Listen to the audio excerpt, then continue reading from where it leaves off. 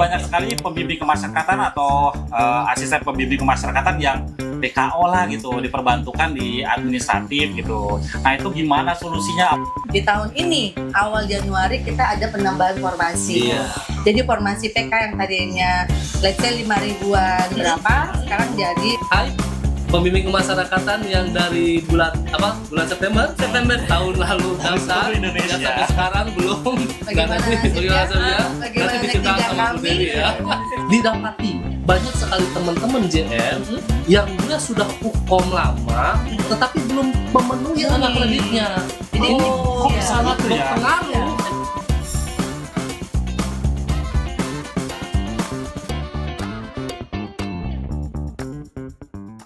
Assalamualaikum warahmatullahi wabarakatuh. Selamat pagi pemirsa setia Bapas Canggih, Bapas Bincang pagi hari.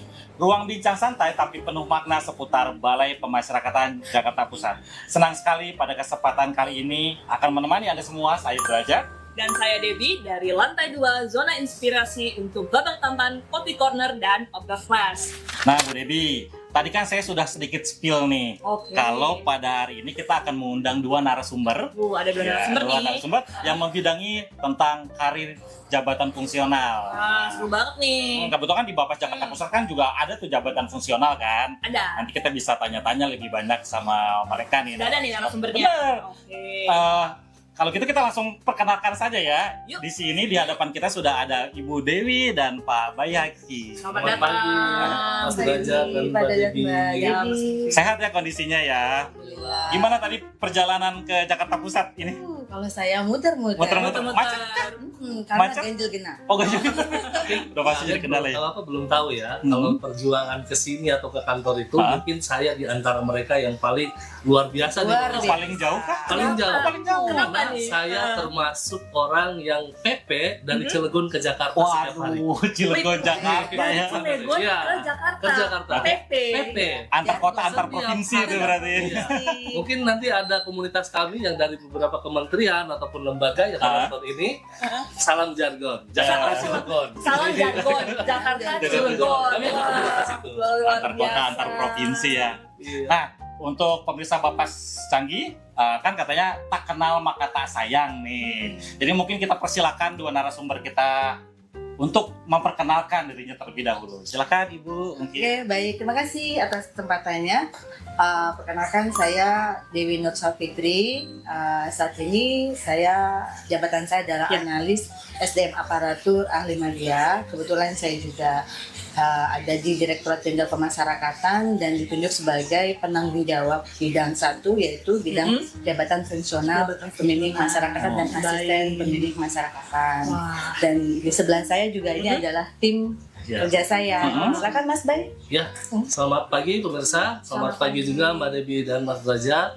Saya adalah Ahmad Bayhaqi. Saya juga jabatan sama nih dengan Ruas nih, yaitu pembimbing kemasyarakatan ahli muda pada Direktorat Jenderal Pemasyarakatan, tepatnya di bagian sumber daya manusia. Dan saya satu tim dengan Ibu Dewi. Oh. Berarti satu tim ya Bu Dewi Iya. dan Mas Bayhaqi Iya. ya. Kita yang ngurusin Bapak dan Ibu. Di Dirjen Pas ya, Iya. pusatnya pemasyarakatan. Betul sekali, Jadi Mas ini Derajat. ada analisnya, ada PK-nya, itu udah pas banget lah. Iya. Jadi kita untuk bertanya-tanya Kita sama mereka nih. selaku host dan juga selaku PK banyak banget nih ya Bener, unek-unek bener. pertanyaan ya. Harus Jadi deg-degan. banyak pertanyaan yang dititipkan juga ke kami soalnya Bu terkait ini. Dan saya yakin juga teman-teman di luar sana juga pasti banyak nih pertanyaan-pertanyaan yang mau ditanyakan nih. Dan kebetulan banget nih Narasumbernya ada narasumber ya. kita pada pagi hari ini nih udah sangat oke banget. Nah, sebelum kita mulai Mas Derajat mungkin biar nggak kering tenggorokannya Bu Dewi dan Mas Bayhaqi kan jauh nih, jargon apalagi kan. Cilegon. Dulu kopinya. Iya, Oh, iya. silakan Dulu silakan ya. Bu, Ini Bapak. kopinya made in sini ya? Made in Iya. Sleep. Karena kita juga ada Coffee Corner Bu Dewi dan Mas Bayhaqi. Kita juga ada pelatihannya ya untuk membuat kopi ini untuk Ada produk klien-klien unggulan Bapas. juga di Bapas Jakarta Pusat. Ada. Ada. Ini ada pelatihan juga untuk membuat kopi bagi klien-klien Bapas Jakarta Pusat. Luar biasa ya. Mm-mm. Kalau Nah. kalau kopinya diminum ada ini bunyinya Bu. Bapak Jakarta Pusat. Bapak Jakarta Pusat. Jadi inget dong. Iya, Lagi terngiang-ngiang terus Bu. Nah, Bu Dewi, Pak Bayaki nih, saya izinkan ini kan memang berdinasnya di Direktorat Jakarta, Direktorat Jenderal Pemasyarakatan ya. Di Jakarta juga ya, kebetulan ya, betul di Jakarta. Nah, ini kan pusatnya pemasyarakatan. Saya boleh tahu nggak mungkin di Jenpas atau di pemasyarakatan selain PK itu ada jabatan fungsional lain nggak sih, Bu? Oke. Baik, saya izin menjelaskan ya. Jadi sebenarnya nih Direktorat Jenderal Pemasyarakatan ini adalah unit pembina dari 4 jabatan fungsional, di mana kita tuh melakukan pembimbingan, bukan bimbingan ya, pokoknya mengurus semua 4 JF tersebut ya. Seperti yang Bapak Ibu tahu kan, kita punya yang sejak berdirinya terbitnya itu tahun 2016 itu ada jabatan fungsional pembimbing kemasyarakatan dan asisten pembimbing kemasyarakatan. Terus dilanjutkan pada tahun 2021 terbit lagi JF pembina keamanan pemasyarakatan dan pengaman kemasyarakatan. Jadi kita punya 4 ya. Tapi secara keseluruhan di Kementerian Imigrasi dan Pemasyarakatan kita tuh punya 6 JF yang memang instansi pembinanya ada di kita. Kalau di imigrasi kan ada analis keimigrasian dan pemeriksa keimigrasian, seperti itu. Dan semua JF itu tersebar ya ke seluruh Indonesia dan memang sudah diatur posisi jenjangnya ada di mana saja. Dan memang kita juga sama tadi dibilang ada juga JF lain yang kita gunakan di dalam Direktorat Jenderal Pemasyarakatan. Seperti saya sendiri kan, saya adalah analis SDM aparatur, dan juga ada teman-teman kami juga ada penyuluh hukum, ada analis hukum, ada arsiparis, juga ada pranata komputer gitu. Itu tersebar di seluruh direktorat-direktorat yang ada di Direktorat Jenderal Pemasyarakatan. Seperti itu. Jadi ya kita punya saudara kandung 4. Oh, ada saudara kandung 4. Iya, kita punya 4. Akur ya Bu. Akur. Selama ini di Bapas kita taunya PK, APK aja nih. Kita taunya PK. Saudara kandungnya lagi 2 lagi. Ada lain lagi ya Bu. Iya, gitu. Memang posisinya mereka ada di lapas rutan ya gitu. Baik, mungkin untuk teman-teman di luar sana yang nggak tahu nih, apa sih bedanya Bu? Misalnya jabatan fungsional pembimbing kemasyarakatan atau yang sering kita singkat PK ini, apa perbedaannya dengan jabatan fungsional lain yang ada di lingkungan pemasyarakatan Bu? Apa sih spesialnya gitu dan perbedaannya gitu? Mungkin secara garis besar dapat diketahui ya dari karakteristiknya aja nih ya. Kalau jabatan fungsional pembimbing masyarakat itu dia punya karakter kekhususan, yaitu dia sifatnya, dari sifatnya aja dia tuh tertutup dalam arti kata dia hanya bisa di lingkungan Direktorat Jenderal Pemasyarakatan, di Jenpas, di Kanwil, di Bapas, Lapas Rutan, itu hanya di situ. Jadi dia tidak disebarkan atau tidak dibuka untuk kementerian lembaga lainnya. Jadi memang dia khusus di bawah Direktorat Jenderal Pemasyarakatan aja. Itu yang pertama ya. Yang kedua juga kalau dilihat PK ya, dia kan punya objeknya aja penelitiannya sudah beda. Itu ada klien pemasyarakatan dan kalau misalkan kayak saya nggak butuh itu klien. Saya lebih kepada mungkin data atau personal di kepegawaian. Jadi kalau saya nih bedanya seperti itu. Terus juga produknya kan juga ada litmas ya. Kan belum tentu kayak analis misalkan DF yang lain tuh belum tentu ada produk yang ibaratnya memang bisa diakui, maksudnya bisa dijadikan rekomendasi untuk mempertimbangkan seperti produk hukum nih, pertimbangan rekomendasi dari hakim, jaksa ataupun polisi ini PK punya itu yang membuat dia beda dari jabatan fungsional lain. Mungkin Mas Bayaki ada tambahan? Ya mungkin dari sisi yang pertama yang saya nambahin sedikit tuh Mbak Dewi dan Mas Derajat. Kalau di yang tadi disebutkan Mbak Dewi itu bahwa di Jenpas mempunyai jabatan fungsional 4 itu yang kami sebut dengan instansi pembina kami. Jadi mereka adalah yang dilahirkan memang dari kami. Nah itu yang disebut kami sebagai instansi pembinanya. Makanya kami pun bertanggung jawab untuk menyelenggarakan uji kompetensinya, terus penyelenggaraan pengembangan karirnya, gitu. Termasuk dengan mutasi, siapa yang mau mutasi? Siapa yang mau mutasi? Nah ini ada di Bu Dewi dan Bu gitu yang mau. Jadi itu yang tugas dan wewenang kami sebagai instansi pembina terhadap JF yang dilahirkan di rahim kami di Ditjenpas. Nah, ada juga JF yang kami sebagai instansi pengguna ya Bu Dewi ya. Jadi instansi pengguna itu kayak misalnya tadi sebut Bu Dewi itu arsiparis, analis hukum. Nah, itu ada juga di Ditjenpas dan di UPT-nya. Tapi itu yang disebut dengan kami sebagai instansi pengguna. Kita yang menggunakan. Ya. Jadi untuk pengembangan karirnya diserahkan kepada instansi pembinanya. Iya. Berarti kompetensinya sama. Iya. Jadi kalau mereka mau membuat UKOM, jadi ya kita Menunggu kiblatnya ke sana sifatnya. gitu. Gitu. Kan kalau Bapak Ibu yang sebagai JPK ya kami, ketika kami iya. mau membuka UKOM ya kalian bisa langsung Ikut ke ya. Sama mungkin ya pertanyaan kedua tadi Bu Dewi ya. Tadi kan perbedaan JF pemilih kemasyarakatan dengan JF lainnya. Tadi Bu Dewi sudah menjelaskan perbedaannya. Tapi jangan lupa teman-teman bahwa pemirsa ada persamaannya juga. Bahwa JFT yang ada di seluruh Indonesia yang dipakai di seluruh instansi atau lembaga itu kami bermuara dalam satu regulasi Iya. yaitu Permen Pan RB nomor 1 tahun 2023 tentang jabatan fungsional. Satu Itu 2022. kitabnya itu. Kitabnya. Jabatan fungsional di situ semua. Jadi pasti sama gitu. Pasti sama. Baik PK maupun Anpum bahkan jaksa sekalipun sama. Bahkan saya pun sama. Iya, sama. Analis SDM sama. Sama. Kiblatnya di Permen Pan RB 1 2023 dan PKDKN nomor 3 tahun 2023 tentang angka kredit, kenaikan pangkat dan kenaikan jenjang jabatan fungsional. Semua diatur. Itu persamaannya di situ. Jadi yang kita baca itu ya sama, yang kita lakukan juga sama. Perbedaannya di karakteristik tadi ya, karakteristik dan tupoksinya di bidang pembimbingan kemasyarakatan untuk PK. Ceknya aja. Iya. Tapi secara regulasi sudah ini ya sama Sama semuanya gitu. Harusnya aturan itu kita buka sekarang nih, biar langsung ditanyain lagi ya. Aja. Iya, Kan beliau biasanya yang uji ini, Ah. terus kita uji lagi. kita tanya lagi nih ya. Ini maksudnya apa sih nih Bu gitu ya. Kayaknya teman-teman Bu Dewi harusnya nonton ya di sini.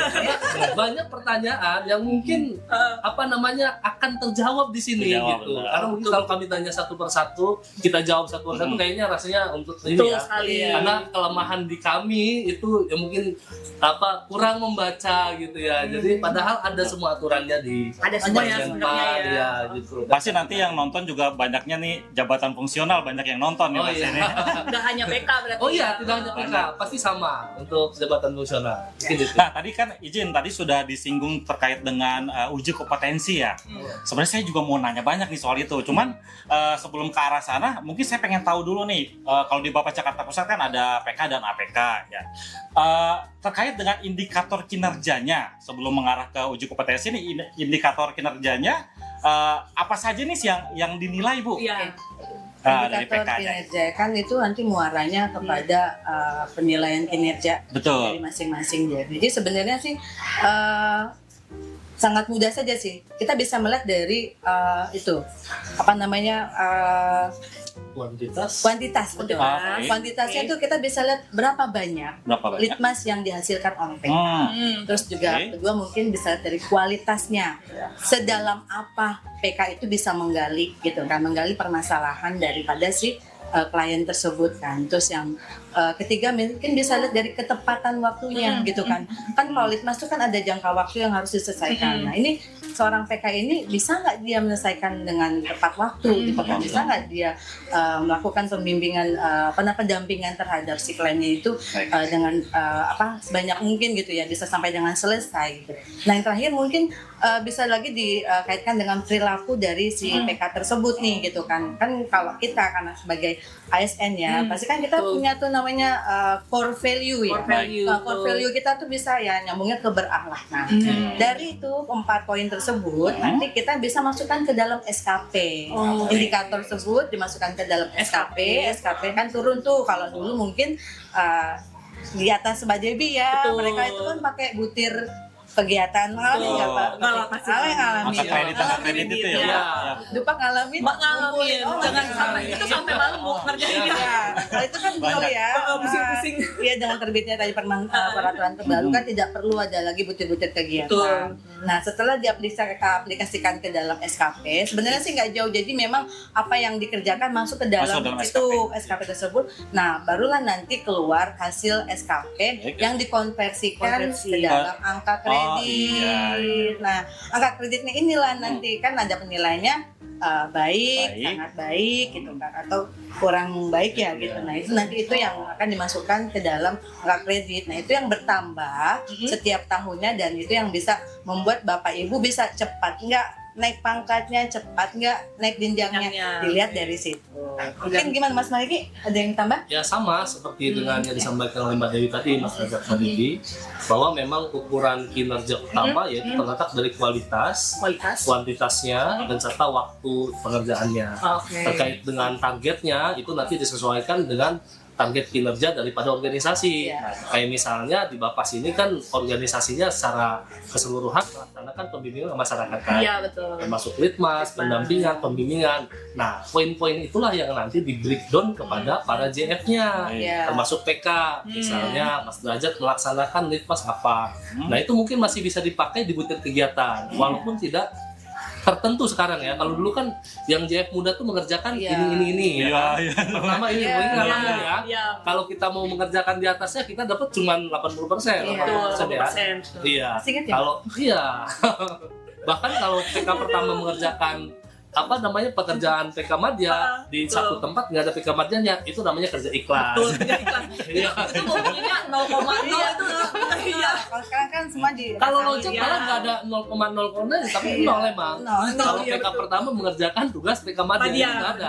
Nah, untuk saat ini kan lebih fleksibel Fleksibel, gitu. betul. Jadi ada dengan penilaian kinerja melalui SKP tadi. Cuman ya tadi disampaikan sama Bu Dewi, diingatkan bahwa tidak hanya target kinerja ya Bu Dewi ya. Iya. Dituntut juga ada namanya perilaku kinerja. Jadi seorang JF itu ya dituntut juga berperilaku baik yang mencerminkan dengan core value, Core value, berakhlak. berakhlak. Jadi makanya tadi nanti kita nyambung kepada penilaian itu bersifat subjektif atau enggak gitu kan. Nah, Nah, itu itu. kita harus Nah, baik-baik Betul. gitu. Intinya Banyak gitu. kalau dulu kan sifatnya pakai angka kredit ya, Iya. terus nilainya dikumpulin. Iya. Kalau sekarang tuh baik, sangat baik itu bisa dikonversi Konversi. jadi angka Iya. kredit. Iya. Berapa itu selalu dinilai oleh pimpinan. Iya, Betul. Nah, memang juga dari teman-teman juga banyak yang nanya nih, apakah itu tidak jadi subjektif ya nanti penilaian Iya, kepemimpinan iya, iya. kepimpinannya ya gitu. Jadi gini ya, kita balik lagi ke ranah kenapa sih dia bisa dipilih sebagai pimpinan.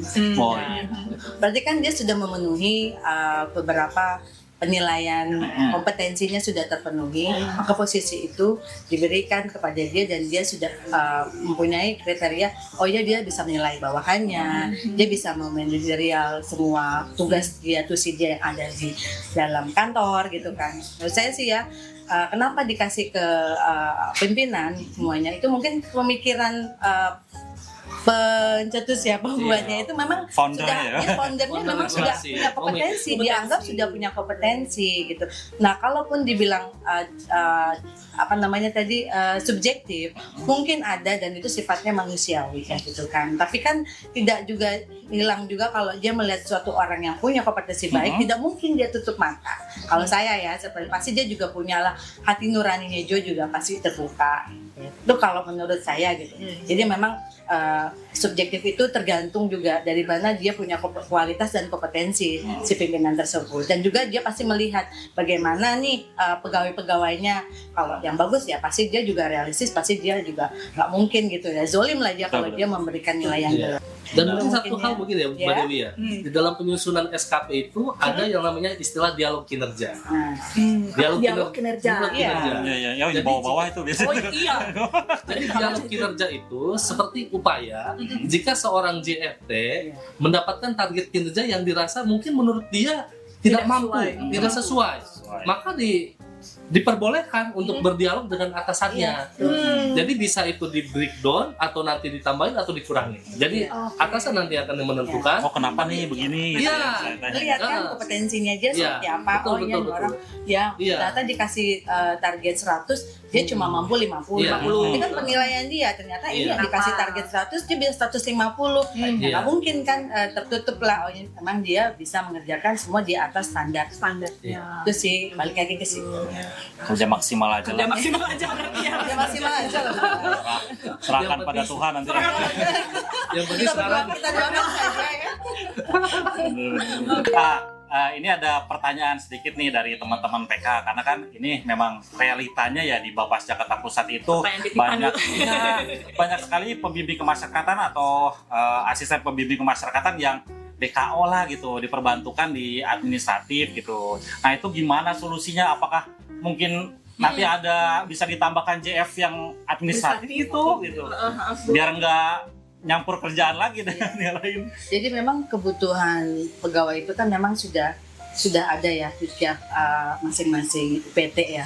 Jumlahnya berapa, kebutuhannya berapa, itu kan memang sudah dihitung dari analis ADAP dan ABK-nya gitu. Memang saya yakin ini permasalahan ini bukan cuma di Bapasda Jakarta Pusat. Betul. Semua Seluruh rata-rata Indonesia gitu. pasti teriak Betul. dan ibaratnya pegawai saya yang ini dibawa ke sana, Iya. pegawai saya yang ini menghilangkan. Saya kok PK ngerjain yang ini juga gitu, padahal kan tugas saya ini gitu. Itu memang sudah rahasia umum. Tapi memang kalau untuk penambahan, misalkan jadi kan taruhlah jabatan pelaksana yang pasti untuk mengerjakan fungsi yang memang sehari-hari ya gitu ya. Nah itu memang harus ada pembukaan sih Mbak, pembukaan dari baca dari kementerian secara utuh ya untuk CPNS-nya. Nanti kalau udah ada pembukaan CPNS-nya, nanti mungkin akan didistribusikan. Oh, kapan itu Bu pembukaan CPNS-nya Bu? Nah itu dia. Pasti ada yang mau dengar lagi. Ini nih. Itu harus menunggu kebijakan dari wah. bisa gitu kalau itu kan. Nah itu mungkin baru bisa nanti didistribusikan kan. Nah kayak Mbak Dewi sendiri kan didistribusikan kan. Betul. Dari mana ke mana Mana kan? betul. Nah, seperti itu. Dan kalaupun memang saya yakin ada beberapa UPT PK ini disuruh megang keuangan, Betul. PK ini disuruh megang humas, Betul, PK ini tidak. megang hal-hal lain gitu ya. Betul banget. Curhatan anak humas rahasia. kayaknya. Tapi kan memang gunanya itu adalah support dari semua tusi yang ada di UPT. Jadi memang itu kebijakan juga pimpinan. Pimpinan juga pasti bingung kan kalau Benar. ini PK-nya segini, banyakan PK-nya sama pelaksananya. Betul. Ini bagaimana ngerjainnya ya, berarti itu adalah kewenangan pimpinan. Yang penting semuanya itu bisa berjalan gitu. Adapun nanti mau ada tambahan mungkin dari PT-nya bisa mengusulkan kekurangannya ke kami gitu kan, nanti kami bisa mengusulkan lagi. Kami sebagai bahan pertimbangan Berarti dari UPT bisa ya Bu? bisa mengusulkan kebutuhan pegawai. Jadi buat pembimbing kemasyarakatan juga yang mengerjakan tugas administratif, toh ngerjainnya juga tetap di Bapas juga ya demi kemajuan Bapas Demi gitu. kemajuan Tapi yang tujuan Betul. utamanya adalah Betul. PK, sebagai humas itu adalah tambahan. Tambahan. Gitu. Dan itu ingat Bu Dewi, Iya. bisa bisa dicantumkan di penilaian kinerja. Iya, tambahan. Tambahan. Di SKP-nya ada. Aduh berat lagi kita. Jadi bisa sangat baik ya Bu Dewa. Bisa ya. Oh, kan tulisan itu apa yang dikerjakan selain itu PK. Iya. Itu kan pertimbangan lagi dari pimpinan dan nanti. Oh iya, ternyata dia bisa melakukan ini, Iya. melakukan ini selain itu dia sebagai PK. PK. Wah, wajar lah dia kalau saya kasih nilai sangat baik. Sangat baik. Oh, iya. Dan satu lagi mungkin Bu Dewi, Iya. terkait kebutuhan tadi ya, bukan hanya JF atau pelaksana, Iya. Mbak Dewi sama Mas Derajat, PK pun dituntut UPT itu membuat ABK ya, Iya. setiap tahun. Setiap anjep Analisis Beban kinerja, beban kerja. beban kerja. Itu yang menentukan formasi UPT itu dapat berapa. Dapat berapa? Nah, Dan itu kita rutin biasanya kita mintakan. setiap tahun. Heeh, Pasti bagian jangan pegawainya lupa. tuh. Iya. Setiap tahun tuh kita selalu tolong hitung berapa kebutuhan PK di UPT kalian Iya. masing-masing. Nanti kalian kirimkan ke kami. Nah itu kami rekap tuh dari tahun 2021 ya? Iya. kami merekap dan alhamdulillah ya di tahun ini awal Januari kita ada penambahan formasi. Iya. Jadi formasi PK yang tadinya let's say 5 ribuan berapa sekarang jadi 9 ribuan. Cuma nambah 4.000. Bahkan nanti ada lagi rencana ya kita akan menambah lagi pengusulan ulang Sampai sebanyak 16.000. 16.000. Jadi udah realisasi ini udah nambah 4.000. Iya 4.000 dia sekarang 9 ribuan. 9 ribuan. PK. Formasinya loh ya. Formasi Ya, loh, ya. formasi. Ya. Jadi yang di tempat yang mungkin kayak Bapas Jakarta Pusat bisa lah nambah 1 slot itu madianya gitu. Oh, Itu bisa atau Mudanya juga bisa Bu. Iya, itu pasti korelasi ketika jenjang pertamanya dia nambah, otomatis muda dan Muda, madianya madianya nambah, otomatis Iya. seperti itu. Tapi dilihat juga nanti dari berapa banyak ya, ada rumusnya, khusus perhitungannya di berapa dia kebutuhan dia sesuai atau tidak dengan Iya. litmasnya, dengan kliennya, itu kan ada rumusnya. Apa Tapi- yang diperhitungkan? Tapi intinya terkait dengan kekurangan tersebut itu bisa diajukan ya. Bisa Bisa, diajukan. sangat bisa. Bisa Saya yakin ini banget. pasti kaur kepegawaian Bapak Jakarta Pusat juga pasti lagi nonton ini Bu. Oh iya, Yakin kan ya. Yakin Ajukan, ya. jangan Mas lupa. Derajat, langsung saya kasih linknya nanti. Nah Pak Bu, tadi kita kan bukan kita ya, saya gitu. Saya udah cerita bahwa saya akan menanyakan soal uji kompetensi ini. Kayaknya udah Titipan apa pertanyaan pribadi ini? ya dari pribadi juga sih sebetulnya. dalam Dalam hati artinya kan, dalam. kan kita pengen juga kan jenjang karir kita kan terus meningkat gitu. Nah untuk uji kompetensi ini syaratnya apa aja? Jadi dulu deh Syarat syaratnya Sekarang uji. kompetensi. syarat uji kompetensi. Mungkin Mas Bayaki bisa mulai? Ya boleh ya. Oke dong. Jadi untuk persyaratan uji kompetensi ini, Mas Derajat, Mbak Devi, sama peserta sekalian, bahwa untuk uji kompetensi itu nanti kita buka biasanya setahun bisa sekali atau 2 kali ya Bu Dewi ya. Bisa setahun sekali Iya, atau 2 bisa kali. 2 kali. Iya. Tahun ini udah? Tahun ini belum. Nah, Karena tahun Iya. kemarin kita belum selesai Oh, proses gitu. tahun kemarin ini. Oke. Mungkin nanti kita ceritain juga, Bu Dewi mungkin nanti bisa cerita terkait mungkin nanti nyambung kepada teman-teman, pembimbing kemasyarakatan yang dari bulan September tahun lalu Dari daftar seluruh Indonesia. yang sampai sekarang belum. Bagaimana Nah, nanti nasibnya? bagaimana Bagaimana nanti diceritakan tidak sama Bu kami? Dewi ya. Oke, terkait dengan persyaratan itu Mas Derajat, Mbak Devi. Jadi persyaratan untuk uji kompetensi ini memang syaratnya ada syarat administratif, yaitu umum-umum aja kayak SK kenaikan pangkat terakhir, SK jabatan terakhir, terus juga ada SKP 2 tahun sekali Nilainya ya. yang 2 tahun minimal baik lah. baik tuh. Ada surat pernyataan bebas suplis, jadi mohon maaf jaga kinerja, Betul. jaga integritas karena integritas ini berpengaruh kepada jenjang karirnya karir. juga nanti.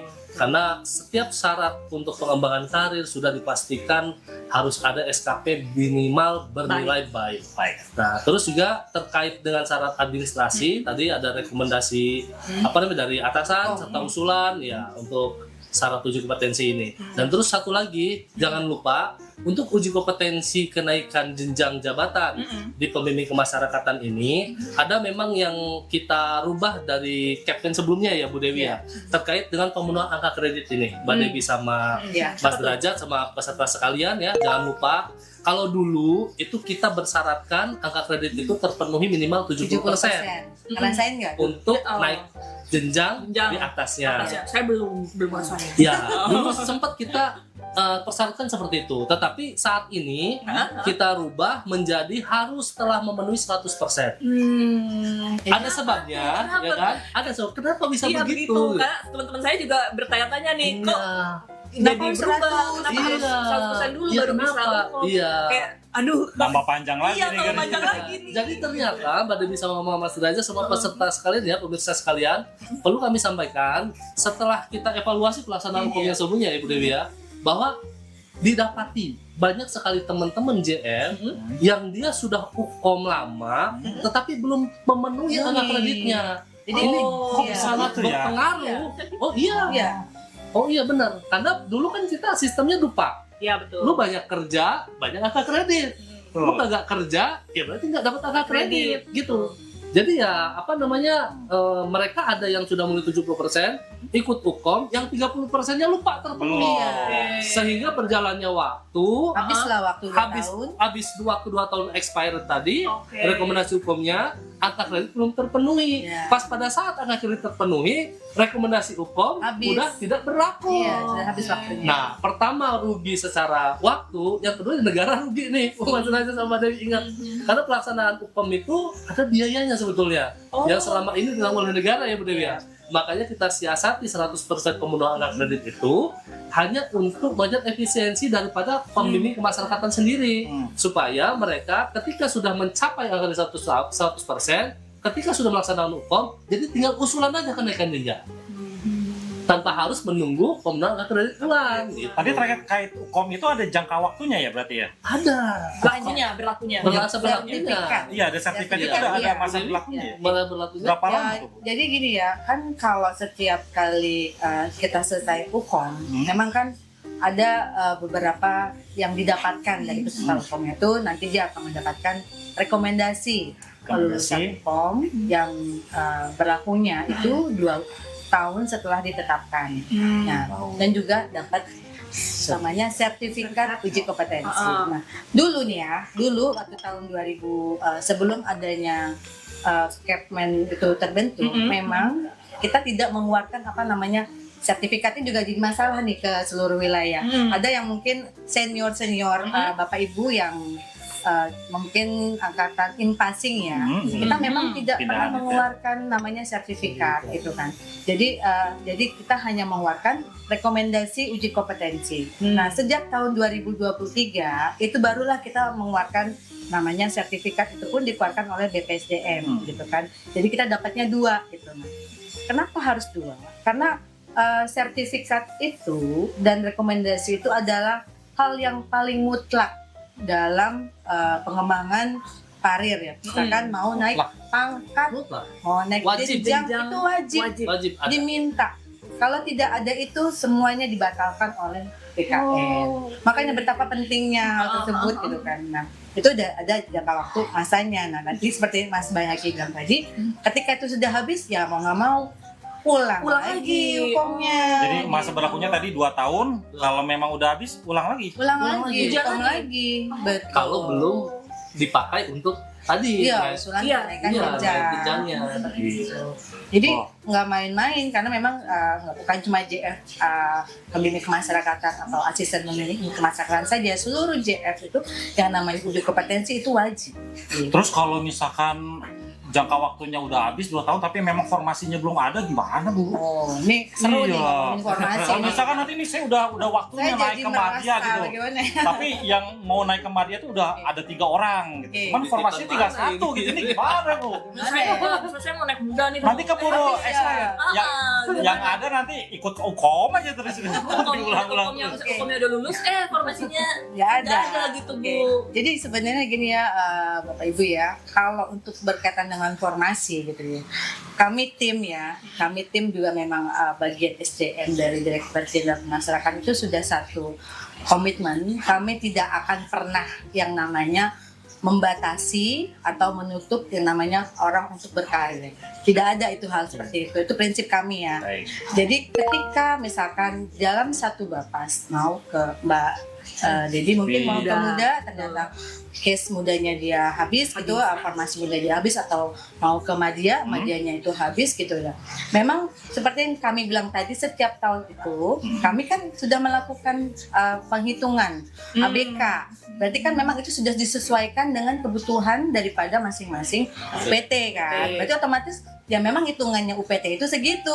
Nah, kalau Bapak Ibu itu memang tetap ingin berkarir, oke, kami akan bantu mau kemana gitu, ke wilayah yang memang masih tersedia jenjang yang dituju, itu kita berikan gitu, daripada stuck di situ hanya sebagai muda saja, hanya sebagai pertama saja gitu kan lumayan ya gitu ya, kalau bisa berkembang kenapa tidak gitu. Nanti kami akan bantu. Jadi kalau di sini nggak ada bisa ke UPT lain gitu ya. Misalkan Mbak Debbie ada nggak Bu di Makassar gitu. Misalkan nih boleh nggak saya berkarir di Makassar? Oke, kami akan bantu lihat dulu. Ada nggak formasi di Makassar misalkan gitu. Oh ya Mbak Debbie ada nih, tapi kita tetap memperhitungkan pegawai yang ada PK yang ada di sana tuh ada berapa yang mau naik jenjang. Kita harus fair kan gitu. Karena kan yang ibaratnya dia tuan rumah ya, rumah dulu. Ketika memang ada slot, besok tahun ini ada 2 orang PK yang mau naik ke muda gitu. Ada slot 2 nih. Mungkin kita bisa kasih ke Mbak Debbie. Jadi Mbak Debbie bisa balik ke Makassar misalnya. Berarti dibuka kesempatan untuk diskusi berarti ya Bu ya? Kita biasanya itulah kebaikan instansi pembinanya dibanding, bukan saya membandingkan instansi pembina yang lainnya, tapi kita ini sudah sangat sayang banget lah sama PK tuh sayang banget. Jadi kalau bisa ya jangan sampai karirnya itu mentok. Kalaupun mentok itu dia itu pilihan dia sendiri, karena dia nggak mau berkembang, ya udah dia maunya di muda situ ya sok aja. Kalau dia mau keluar dari UPT-nya, kami akan bantu cek dulu. Tapi dari UPT sendiri itu bisa ya mengajukan untuk menambah? Sangat bisa. Kan ini hasil kita yang kemarin, formasi terbaru kita yang 9.000 itu kan hasil dari Bapak Ibu, hasil dari permintaan dari UPT gitu. Makanya kita gabungkan ya hasilnya jadi segitu. sama satu mungkin Bude Ya. catatannya ya, bahwa kita di tahun 2023 pernah mengeluarkan surat edaran tentang pemberlakuan PKPKN pada saat itu ya Bu Dewi ya. Ya. Jadi ada kebijakan yang kita ambil, ini nyambung pertanyaannya, jika ada 3 orang misalnya Ya. mau naik jenjang ke madya atau muda, sedangkan formasi yang tersedia Nah, cuma satu. satu. Ah, Nah, Gimana bagaimana tuh? nih Ya, menentukannya? Masalah Nah, ya kan? gitu. Ini nyambung kan? Satu dikerebutin 4 Iya. Itu juga terjadi di sini. Iya. kayaknya. Jadi, iya, ini mungkin udah sering kita sampaikan bahwa ada metode yang kita lakukan Iya. untuk menentukan siapa yang berhak menduduki Posisi formasi itu. di situ. Nah, ini kita ingatkan di sini lagi bahwa tidak ada subjektivitas ya Bu Dewi ya. Iya. Tidak ada misalnya yang paling ganteng enggak, yang paling cantik enggak. berdasarkan Iya. kegantengan atau kecantikan tidak ya. Tidak, Yang dekat sama Mbak Dewi. tidak. Kedekatan yang berhati atau tidak. Ini tertuang di surat edaran tadi, itu ada 4 indikator yang kita uji. Oke, apa tuh? Yang pertama adalah nilai SKP ya Bu Dewi ya. Iya. Nilai SKP, SKP, nilai UKOM, kom, iya. Terus yang ketiga adalah nilai PAK, nilai PAK, nilai PAK, ya. Yang keempat ini SKP, Iya, nilai SKP. PAK, PAK, nilai kredit ya, Iya. sama nilai UKOM. Yang keempat ini masa kerja JF. Iya. oh, masa Oh, udah kerja berapa JF. lama ya? Iya, jadi Senioritas. iya, historikanya adalah masa kerja JF ini kita lihat senioritas dia. Siapa yang lebih Siapa yang senior, lebih lama lebih lama, lebih Iya, lama. lebih JF. Iya. Nilai PAK ini indikatornya adalah kerajinan. Nilai PAK ya kan, dia rajin mengumpulkan dana kredit, Kredit. ya kan. Nilai SKP ini indikator kami waktu itu Penilaian melihat pimpinan. penilaian pimpinan, bagaimana pribadinya, ya kan. Yang ketiga penilaian UKOM, ya bagaimana Fight-nya dia pada saat pada uji. saat teknis, ya kan, nilai teknis. Kompetensinya dia. Jadi dari 4 indikator ini nanti kita akan uji dari masing-masing peserta ataupun calon yang mau mengisi itu. Yang paling tinggi nilainya dia yang berhak menduduki formasi di situ. Oh. Jadi yang 2 nanti kita tawarkan ya Bu Dewi yang Iya. teleponin mau kemana Mana? gitu. Oke, Iya. oke. Ada yang kosong Jadi- di sini. Iya, jadi tidak Tidak- macam-macam untuk menentukan formasi dan menduduki salah satu JF untuk menduduki formasi yang tersedia itu. Tapi Mas Derajat Mbak Dewi. persentase 4-nya itu 4 sama. indikator Sama. itu Sama persentasenya Berlaku. ya. Iya, Oke. untuk semua. Kita uji semua. Nanti kita rating Gitu, tuh kan, iya. ketahuan kan si A, si B, si C. Iya. Semua tuh 4 indikator itu udah semua. Oh, dia nilainya segini. Berarti ranking pertama itulah yang kita berikan peluang. Iya. Dan selama ini alhamdulillah ada beberapa protes pasti kan yang Wah, biasa berjalan ya. Setelah kita sampaikan begini aturannya Menerima sih. ini menerima. Karena bukan koclokan ini. Jadi kita Kira-kira pakai ini ya. Dan arisan ya, siapa yang dipindahin duluan, siapa yang naik duluan. Oh, kirain yaudah tahun dia aja gitu, enggak gitu ya, Bu ya. Bukan yang paling tadi itu Iya, kan. jadi kita bisa mempertanggungjawabkan Kan gitu. gitu. Iya. Kan lebih realistis dan Realistis. lebih masuk logika kan. Oh iya, Iya. oh dia senior, oh pantas lah kalau dia masuk lebih dahulu meskipun Iya. nilai UKOM-nya dia tinggi, Iya. tapi dari senioritas dan nilai PAK-nya yang lebih tinggi bisa jadi ya tetap dia masuk. Ada juga ya yang Iya. senior tapi nilai itunya Iya. itu dia Jadi bisa pokoknya, naik gitu, iya. lebih fair gitu. Kita ada metode khusus itu. Dan Jadi- itu udah kita tuangkan dalam surat edaran di Iya. tahun 2003. Untuk kebijakan dari Kebijakan kita dari- sebagai iya. instansi Tuh. untuk Jadi pembina. intinya Jenpas itu memfasilitasi dan juga memberikan solusi atas Iya. setiap permasalahan-permasalahan Iya. yang dihadapi Betul, oleh jadi- Jabatan Fungsional Pembimbing Masyarakatan ya, Bu. Betul, Ya, betul. Pak Haki. Nah, untuk tahapan uji kompetensi sendiri tuh ada apa aja sih, Bu? Mungkin ada yang di sana belum pernah nyoba UKOM ya, Bu ya. Apa aja tahapan-tahapannya, penilaiannya seperti apa? Kayak misalnya kami yang mungkin dari angkatan kemarin 2020 itu, Bu, kan kita mungkin dalam beberapa tahun ke depan akan mempersiapkan UKOM tuh, Bu, izin. Apa aja sih tahapannya dan apa aja yang harus kita persiapkan? Jadi sebenarnya kalau tahapan sih memang UKOM itu kita pasti adanya pembukaannya. Kita melakukan pembukaan seperti juga instansi pembina lainnya pasti ketika dia mau menyelenggarakan UKOM dia membuat surat resmi. Surat resmi. Oke, di situ nanti akan ada persyaratan-persyaratan apa yang harus dipenuhi ketika dia ingin mengajukan mengikuti uji kompetensi. Mungkin salah satunya ya tadi angka kreditnya itu dilihat nomor 1 angka kreditnya. Mungkin ya sudah cukup atau belum nih Sudah cukup dia atau untuk belum, mengikuti dan seluruh persyaratan administrasi yang harus dipenuhi. Ketika itu sudah terpenuhi, nanti barulah kita kasih jadwal dia gitu kan. Nanti akan ada pelaksanaan. Nah, untuk uji kompetensi ini, Bapak Ibu, kita kan punya 3 kompetensi yang harus diujikan, yaitu kompetensi teknis dan manajerial dan sosial kultural. Nah 3. Kalau teknis itu sampai dengan saat ini adalah kewenangan kami dari Direktorat Jenderal Pemasyarakatan. Tapi kalau untuk manajerial dan sosial kultural itu memang dilaksanakan di BPSDM ya, karena dia adalah unit untuk pengembangan kompetensi. Jadi harus dibedakan nih, teknis adanya di Direktorat Jenderal Pemasyarakatan sebagai unit pembina teknis, sedangkan yang mahasiswa itu adanya di BPSDM sebagai direktorat yang memang lembaga atau badan yang memang mengurusi pengembangan kompetensi. Nah makanya kan jadinya cross kan. Jadi ketika kita ya koordinasi kami dengan BPSDM ya udah berarti contoh misalkan kami akan melaksanakan hukum di bulan April ya untuk yang teknis gitu. Nanti bagaimana kesediaan dari BPSDM, apakah bisa di bulan April atau bagaimana? Karena kan dia kan harus memenuhi juga uji kompetensinya, bukan hanya dari PK aja, bukan dari JF kita aja, kan dia banyak JF yang harus diuji kompetensikan. Nah, kita harus benar jadwalnya dia, syukur-syukur jadwalnya itu bersamaan gitu kan. Hal seperti itu. Ketika itu sudah selesai, nah ada lagi namanya tadi sistem penilaian. Ketika semuanya sudah selesai, barulah kita gabungkan tuh ketiga nilai tadi kita gabungkan. Nah, barulah ketahuan dia lolos atau tidak, seperti itu prosesnya. Berarti untuk lamanya itu untuk suatu hukum dari awal sampai akhir itu bisa berapa lama tuh, Bu Dewi? Kalau secara pastinya kita tidak ada yang tahu.